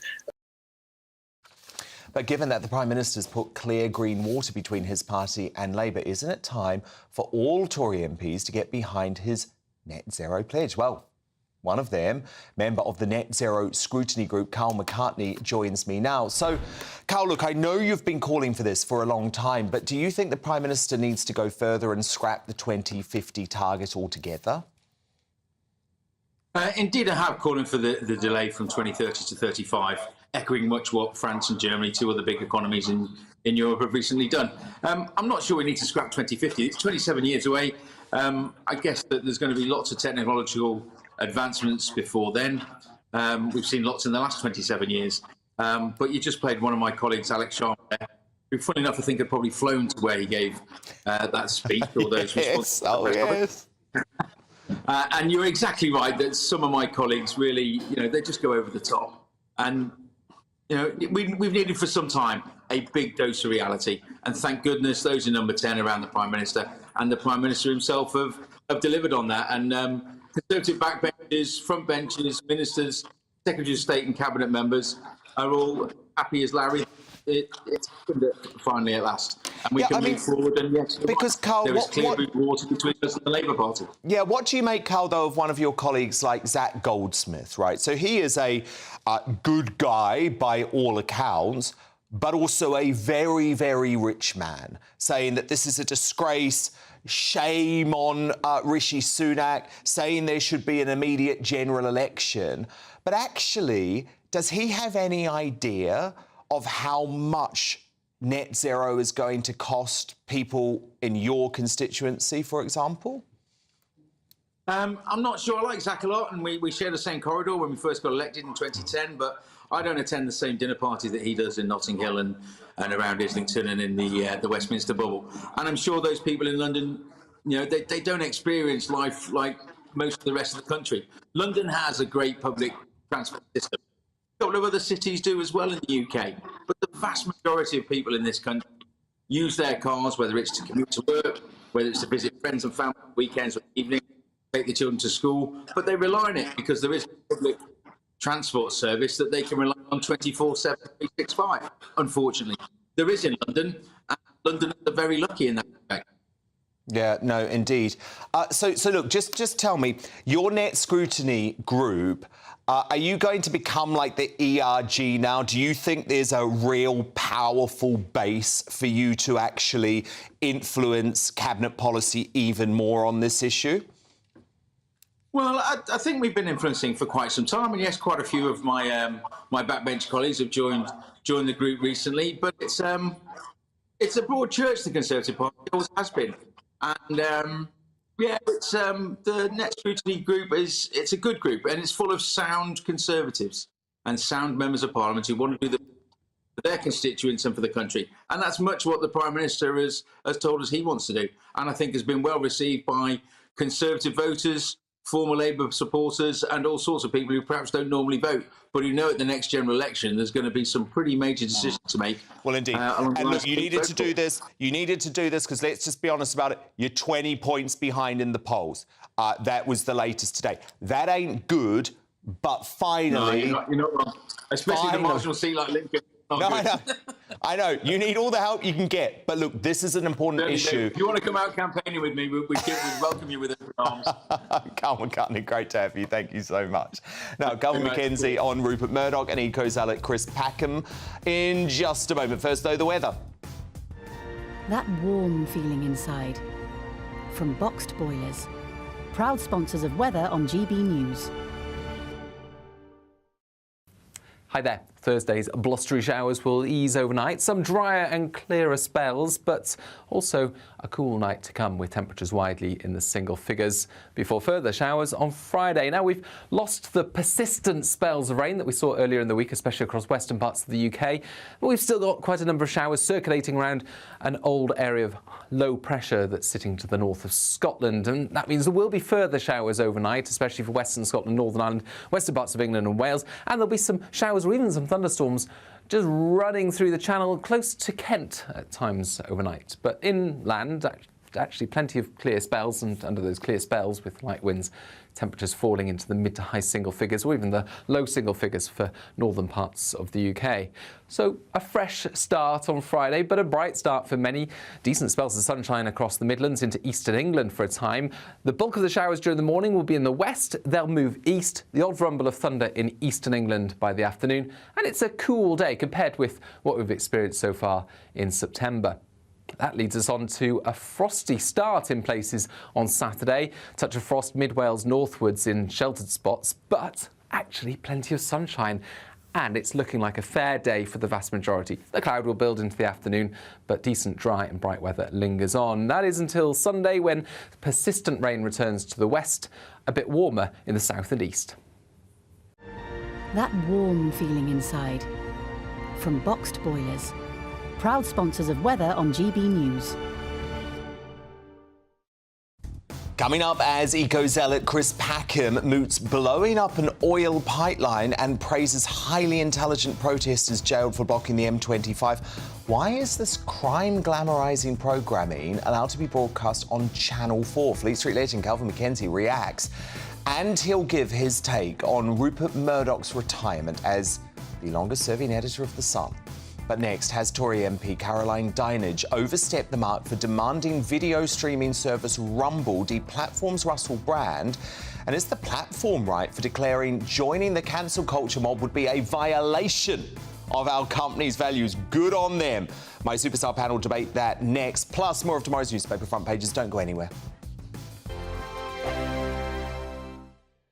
Monday to Thursday nights on GB News. At 6, it's Dubes & Co. 7 o'clock, Farage. At 8, join Jacob Rees-Mogg. And at 9, Dan Wootton Tonight, followed by Headliners. On TV, radio and online. This is GB News. Now then, Lee Anderson here.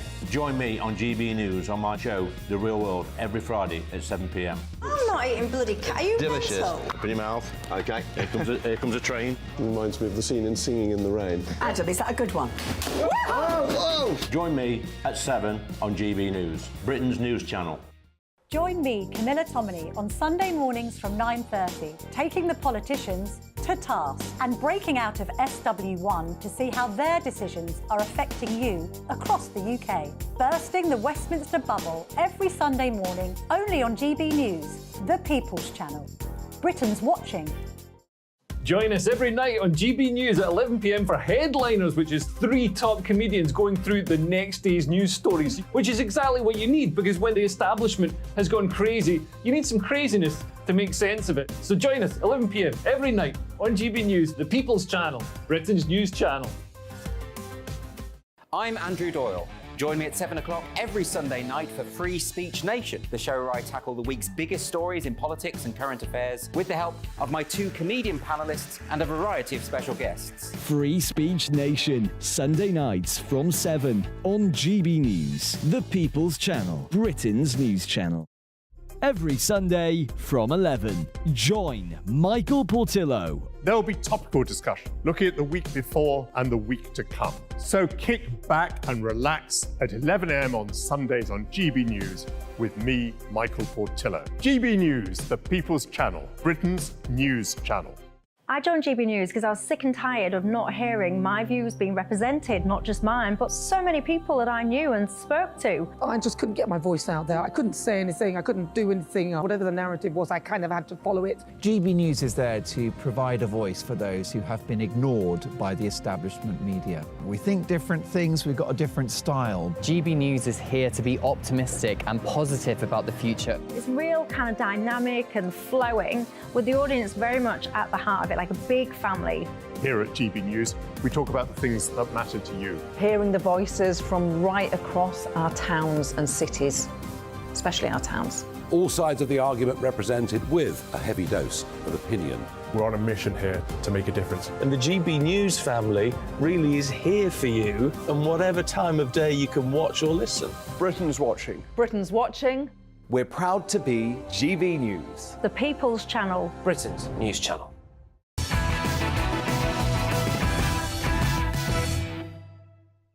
So let's return to tomorrow's news tonight now in our media buzz, and more front pages are in.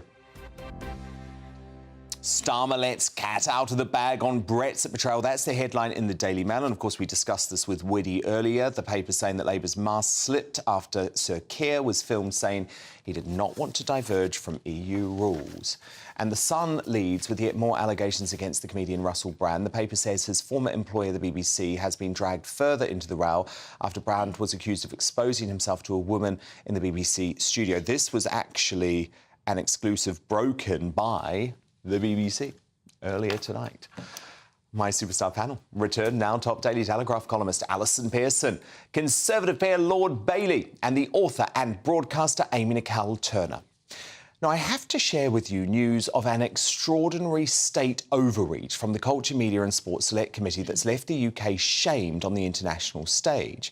And what is quite frankly a chilling approach, the committee chaired by former Tory Minister Caroline Dinenage has written to private video sharing US platform Rumble to demand they demonetise under fire Russell Brand and stop him earning money from his videos. Now, Russell, we know, faces historical sex allegations but has not been charged by police or found guilty of anything. That didn't stop YouTube demonetising his account this week, though, seeing him lose up to £1 million a year from content made for his 6.6 million subscribers. Egging on Rumble to do the same, Dinage wrote to their CEO this. We are concerned that Brand may be able to profit from his content on the platform.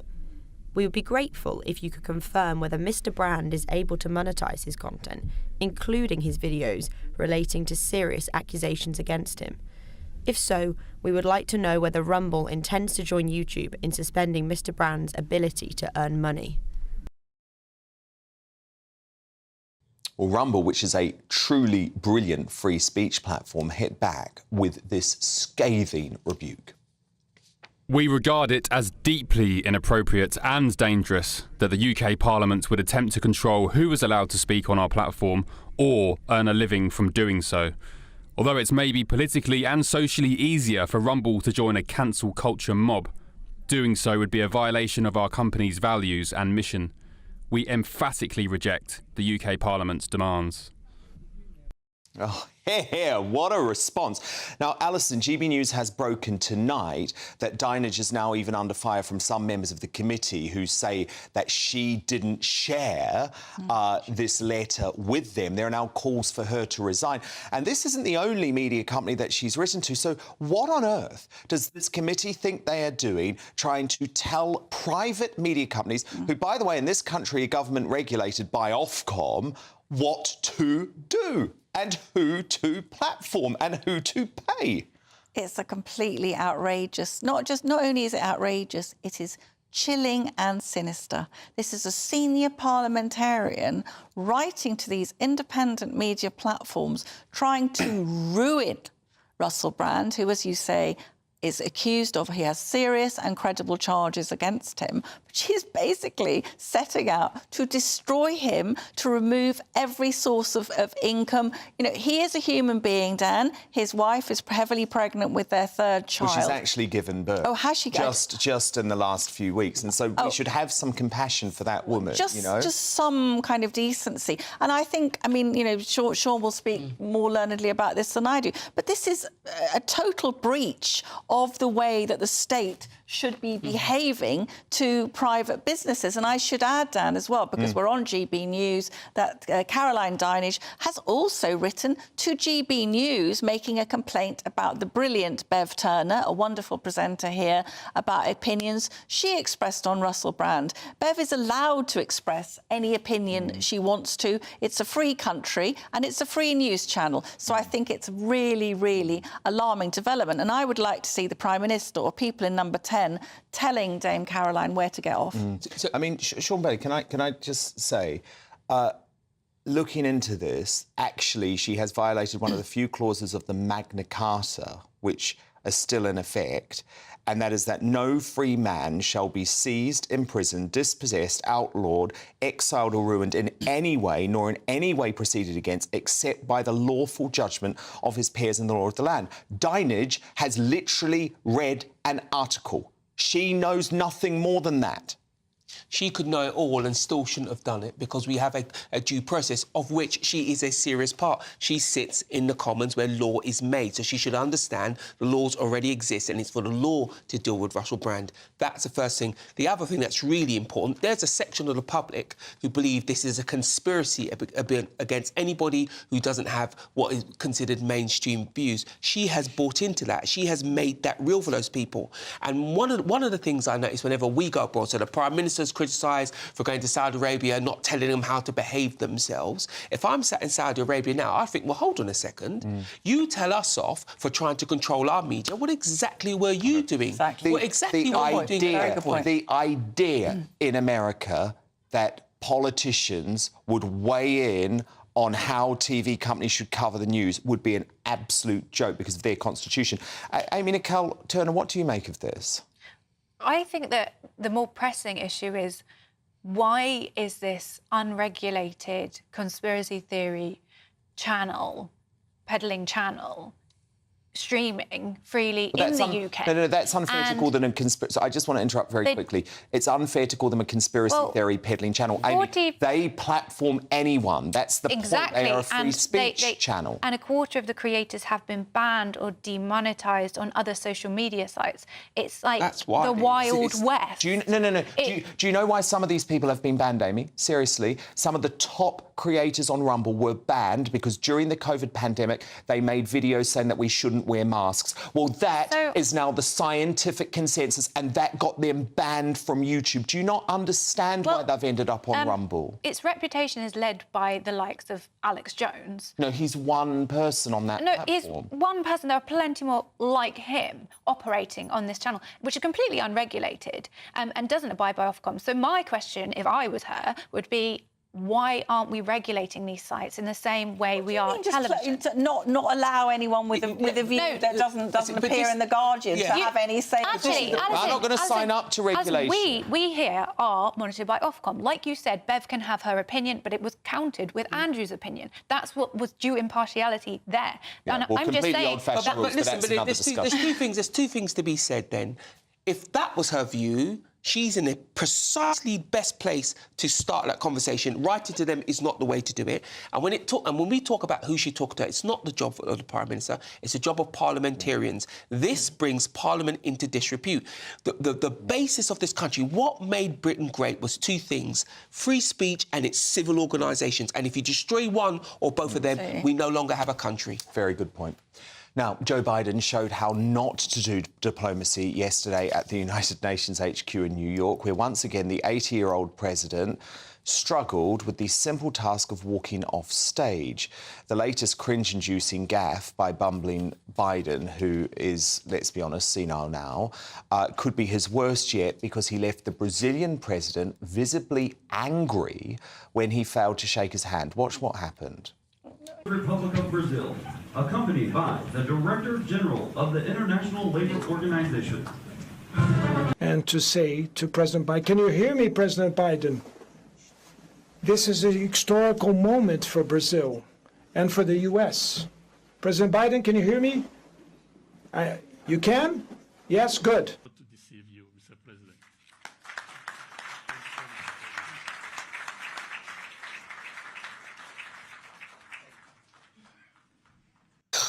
No handshake for the Brazilian president. He was off.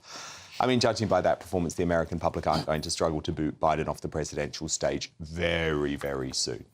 Amy Nicole-Turner, Lord Bailey, Alison Pearson do stand by, because coming up, Business Secretary Kemi Badenoch proves her no-nonsense credentials with a barnstorming takedown of out-of-touch Sly News during a frosty interview about Nut Zero this morning. Don't miss that explosive clip when we reveal our nominations for Greatest Britain and Union Jackass.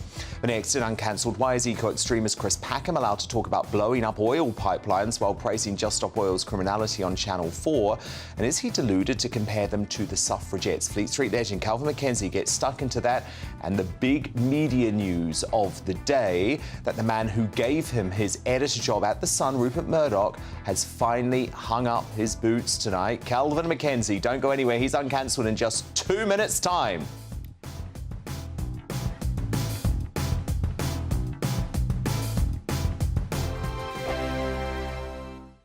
What you get for breakfast is something that, if we do our jobs right, you will wake up to news that you didn't know the night before. It's a conversation. It's not just me and Eamon. We want to get to know you, and we want you to get to know us. From 6, it's Breakfast with Eamon and Isabel. Monday to Thursdays on GB News, Britain's news channel. Join me, Andrew Pearce and Bev Turner, Monday to Thursday, 9:30 a.m. Who benefits from that? Not the British public. And on Fridays, join us, Tom Harwood and Ellie Costello from Britain's Newsroom. That's what you get with this show. That's fantastic. If it's happening, we're talking about it on Britain's Newsroom. GB News, Britain's news channel. Nightmare commute. Kick it up a gear with me, Patrick Christie's, at Drive Time, 3 till 6 p.m, Monday to Friday on GB News Radio. You can listen online and on DAB+, on the smart speaker app and on the GB News app. And if you've got an Alexa, all you have to say is, Alexa, play GB News. We're also on TuneIn and the Radio Player apps. From the school run to rush hour, get revved up with me, Patrick Christie's, on GB News and GB News Radio.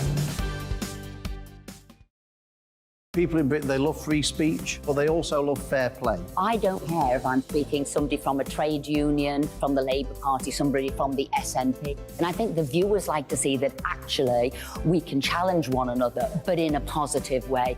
We think we ask the questions that people want to ask, and often we ask the questions that we wanted to ask in Parliament but never got the chance to ask. So join us every Saturday, 10 a.m. till noon on GB News, Britain's news channel. Every Sunday from 11, join Michael Portillo. There will be topical discussion, looking at the week before and the week to come. So kick back and relax at 11 a.m. on Sundays on GB News with me, Michael Portillo. GB News, the People's Channel, Britain's news channel.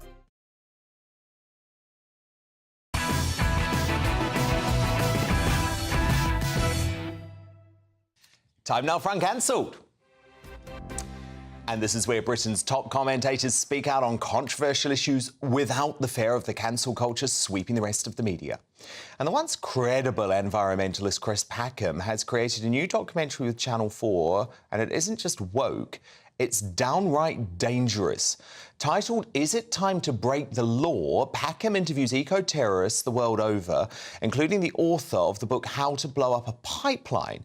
And he concludes by pledging his support to groups like Just Stop Oil Watch.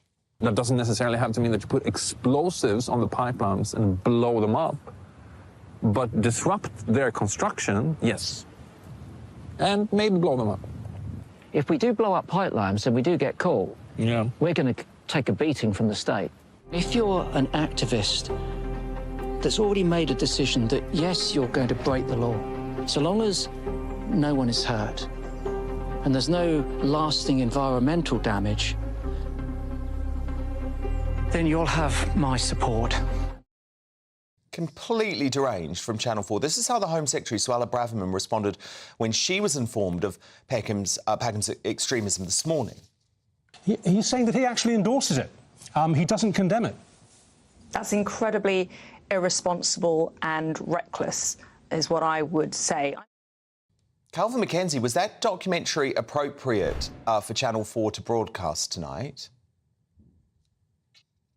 Well, Channel 4 are in a massive ratings dive at the moment. They are in tremendous commercial trouble. I mean, why to God the government didn't agree to sell it last year?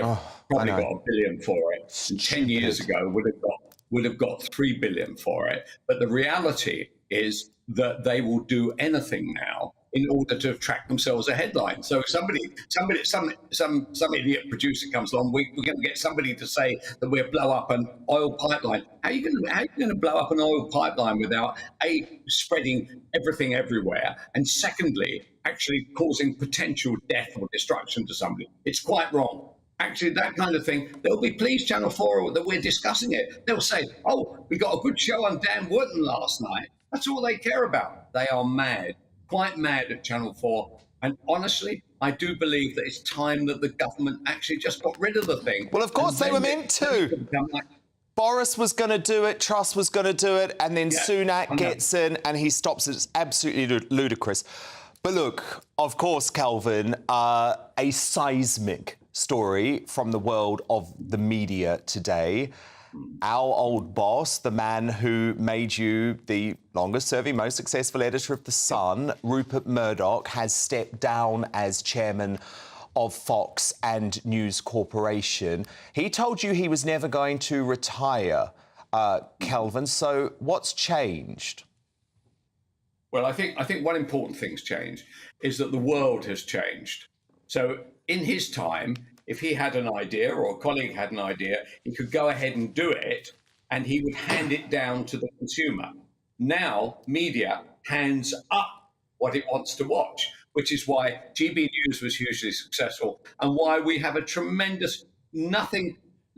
fantastic idea, Fox News. Remember, a totally unserved market in the United States, the most successful capitalist market in the world, didn't have a right-wing news media, right? Now it has one, and it is making $3 to $4 billion a year. What a sensation that should be. And why shouldn't GB News be the same? And the answer is, in America, the advertisers advertise with Fox News. and they boycott GB News. It's a disgrace. No, that is, well, you know I agree with that.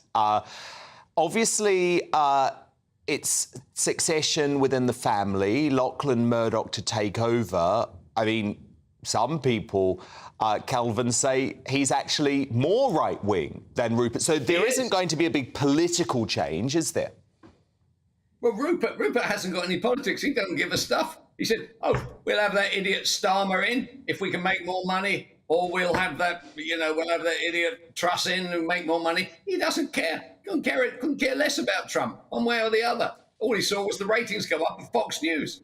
So the truth about the matter is that Lachlan actually believes in the kind of Trump world. He is really quite right-wing. Actually, he's no bloody fool either. So this painting this bloke as a complete idiot, because the problem is when Rupert dies, the 4 kids all have the votes. And the suggestion is that directly Rupert dies, boom, they were going to vote and throw Lachlan out. So this succession idea has lots to go yet. It's fantastic. Can I just say on a personal note, a brilliant, brilliant guy, very engaging, by the way, always thinking, always plotting. And the fact that he was listening to you did not indicate that he was supporting you, right? A like did not mean that you weren't going to get the elbow, as long as, in the same way that his wives all got the elbow, the children all got the elbow, and the executives were all thrown out, including me. What did he say when he sacked you, Kelvin?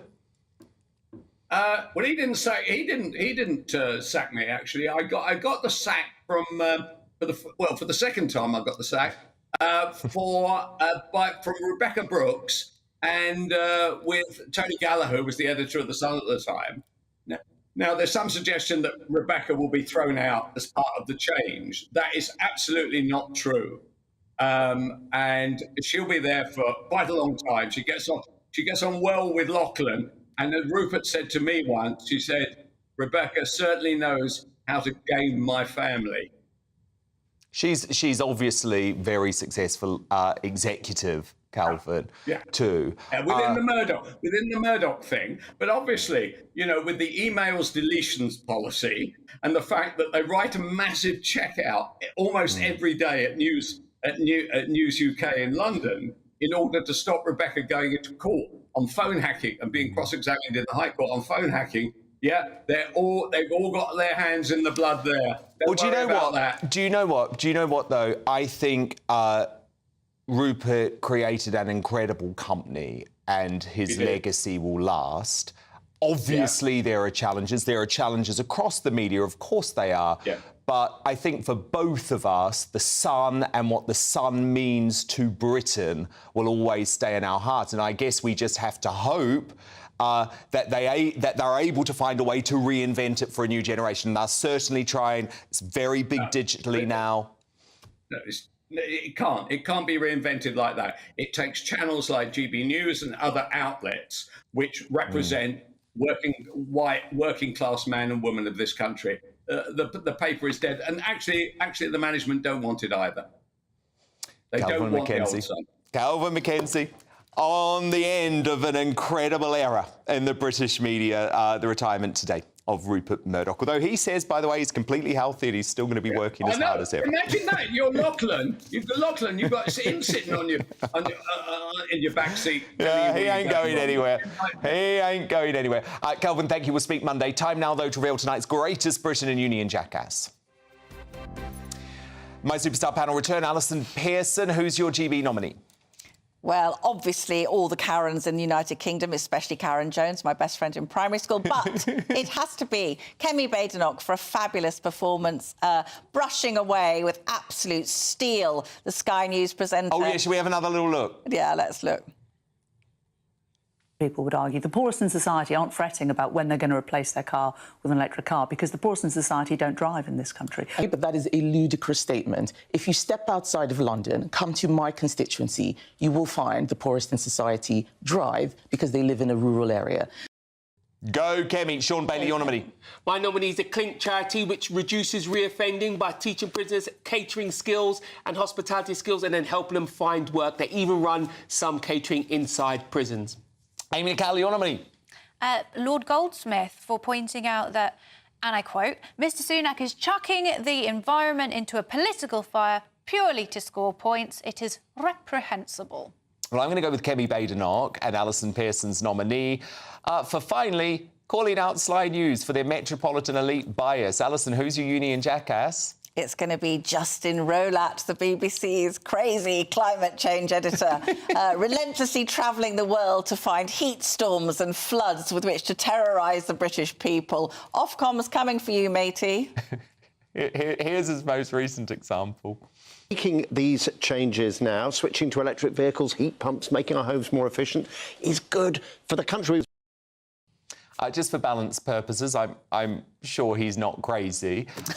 Sean Bailey, your union jackass nominee. My union jackass is the Labour Party's idea to give 16-year-olds a vote. It's cynical, political, motivated activity. If you want to help our young people, yes, give them good mental health, a decent education and a future, not this manipulation to help Labour win.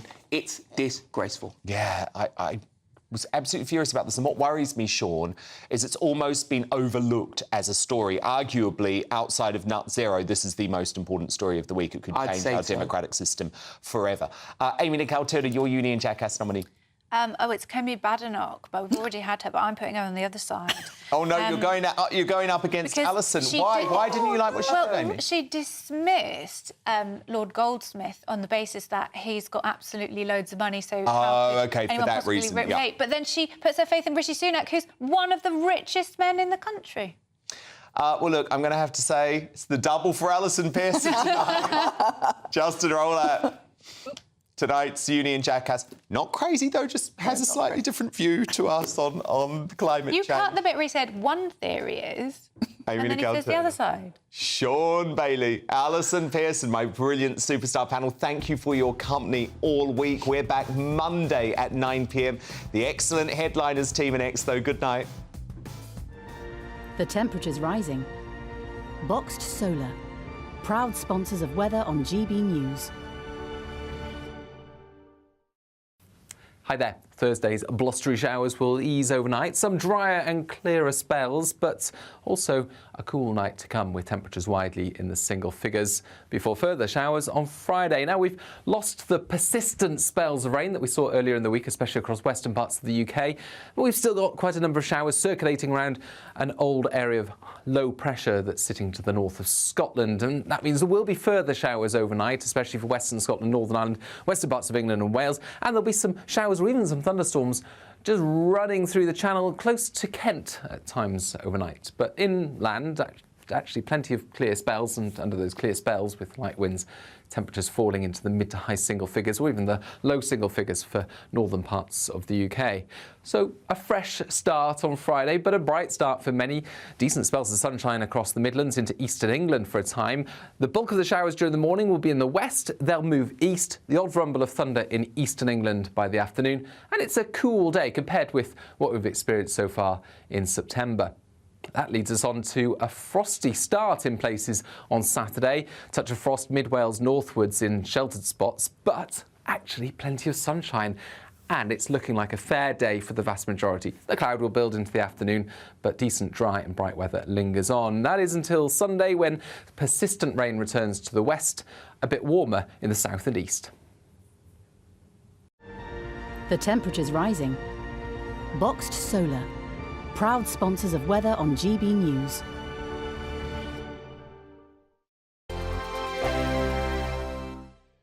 Monday to Thursday, 9 p.m. till 11 p.m. Join me, Dan Wootton, for 2 hours packed full of unfiltered opinions, unique takes and fiery debates. I guarantee you blockbuster guests and exclusive reporting with no spin, no bias, no censorship. I think there is a culture of collusion, quite frankly. And no reason to go to bed. That's Dan Wootton tonight on TV, radio and online. Monday to Thursday from 9 p.m. till 11 p.m.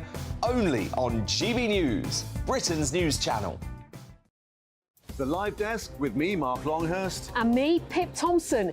It's here Monday to Friday on GB News. From midday, we'll bring you the news